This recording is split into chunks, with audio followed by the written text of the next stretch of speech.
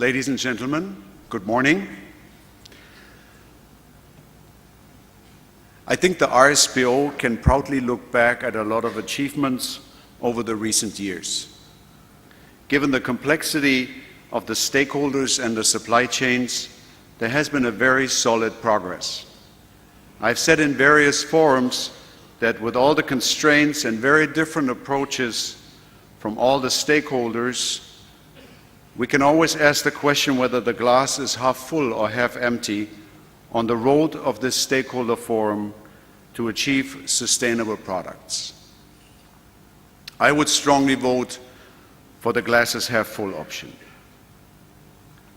Cognis, which is now since 2009 part of BASF, the chemical company, has been joining the RSPO in 2004 and has started to address the question of how to develop solutions for the home and personal care market since 2007. One major important issue is that the majority of the oil palm products used to manufacture home and personal care products are based on palm kernel oil, one of the lauric oils. These lauric oils have quite a different situation for supply and demand to start with, when this industry is considering the transition from conventional palm products to sustainable palm. That is why I'm pleased to say that the RSPO Standing Committee Trade and Traceability has been looking at the complexity of solutions for the home and personal care market this year. And with this, let me outline the agenda for my short talk today. I will start with a view on oils and fats markets in terms of supply and applications. Then I would like to briefly talk about the lauric oil market, which is coconut and palm kernel oil, and its specifics. As item 3, I will address the complexity of the home and personal care value chain, which is not only complex regarding the multi-step manufacturing processes, but also with regard to optional raw materials that could be considered to make the major intermediates in this value chain. And I will conclude my presentation with comments regarding the transition from natural to sustainable for this industry. So bear with me for 10 minutes. I will try not to overload you with information while trying to explain something that sometimes even to me seems more difficult than selling refrigerators at the North Pole. When we look at the oils and fats market, supply and applications, it's a fairly easy structure. The supply chain is dominated by palm and soybean oil. The lauric oils, which again are mainly coconut and palm kernel oil, are a niche in production. They're relatively small. The general application side for oils and fats is no surprise dominated by food. Products for the chemical industry, here also including the use for soap, are only a smaller share of the total. So in terms of supply and demand, the major raw material and its application for home and personal care products are a niche. And if we look at the specifics of the lauric oil market, the impact of the food industry is even smaller. As we can see here, the high-value food industry market share is smaller than the share for the oleochemical industry. That is why the RSPO in the beginning was dominated by the needs of the food industry as its obvious major stakeholder on the consumption side. It was not focused on the needs for the home and personal care market. On top of this, the market forces in the lauric oil market as the major raw material for home and personal care applications based on natural oils are quite different due to its specific niche character. But what makes laurics so specific for oleochemicals? The oleochemical industry and the home and personal care product manufacturer will look at oils and fats in terms of what carbon chain acids they contain. And if we look at the C chain composition of the major lauric oils are the only one that contain a lot of 12-14 fatty acids. All the other major oils contain a majority of 16-18 fatty acids. But the 12-14 acids make the products quite unique in terms of their performance as a home and personal care raw material. While this is so far, I hope, fairly easy, now the complication starts. If we look at the products and downstream manufacturing structures, we had lots of discussions among industry representatives of how to visualize this.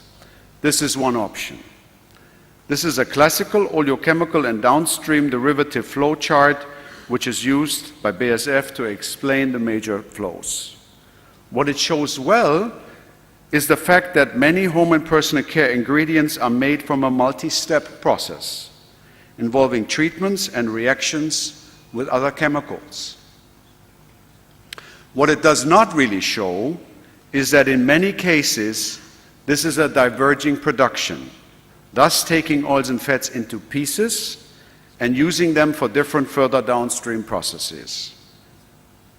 And what we should also address is that a processor may use multiple raw materials to meet its volatile demand pattern, also from non-oil palm product sources, and these ratios will change continuously. So let me show you another option of trying to visualize this. I like this one. It's like a spider. This is a slide that was done by Martin Estley from Unilever, who understands also a lot about this. I like this because it reflects even better the optional intermediate and raw material use in the chain. I know now you're about to say, what is he talking about? This is getting too complicated. So let me try to summarize what I think is the simplified message here. The raw material mix between suppliers and even for a single supplier will change. So there's no standard answer with regard to what oil palm product and what percentage of an oil palm product a value chain might contain. There's no classical constant structures. The percentages and compositions will change subject to market forces when participants in this value chain are also trying to address economics. So why is that important? Because in my view it complicates the transition process to physical supply chains. While the ultimate target of full physical transition of value chains, also in this market segment, is not debatable anymore, it makes classical mass balance and segregation approaches economically difficult due to the high extra supply chain and batch cost. It is not so much the sustainable oil premium itself, but the extra batch and inventory cost in diverging multi-step manufacturing process. It is not so much the sustainable price premium itself, but the extra batch and inventory cost in diverging multi-step manufacturing processes that complicate an easy transition. I'm convinced that enough companies along this value chain are committed to target for physical transition.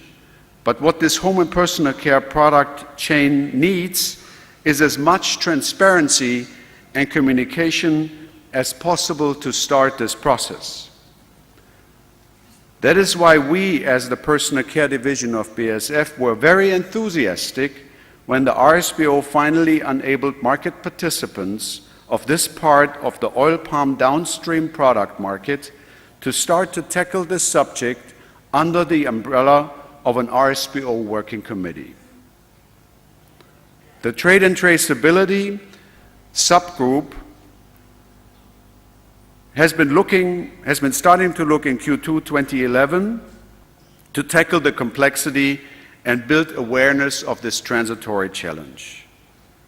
The target was to come up with an easy guide to calculate a potential oil palm product share in this supply chain if you are a fast-moving consumer good manufacturer or retailer or even a processor for this matter.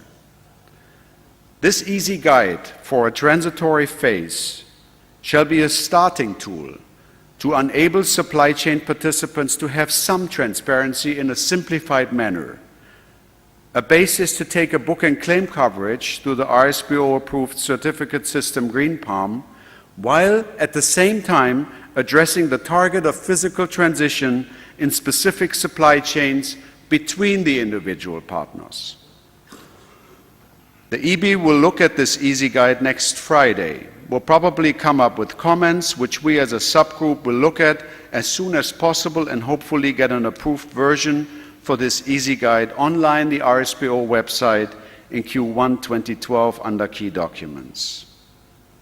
So my closing remark here is, finally we have started to look at solutions for the home and personal care value chain, and we're addressing the challenging complexity. It needs commitment by all industry players in this process, including the plantations and origin industries, to provide sufficient amounts of mass balance and segregated palm kernel oil to continue the journey of physical transition in home and personal care derivatives. And with this, ladies and gentlemen, I thank you for your attention.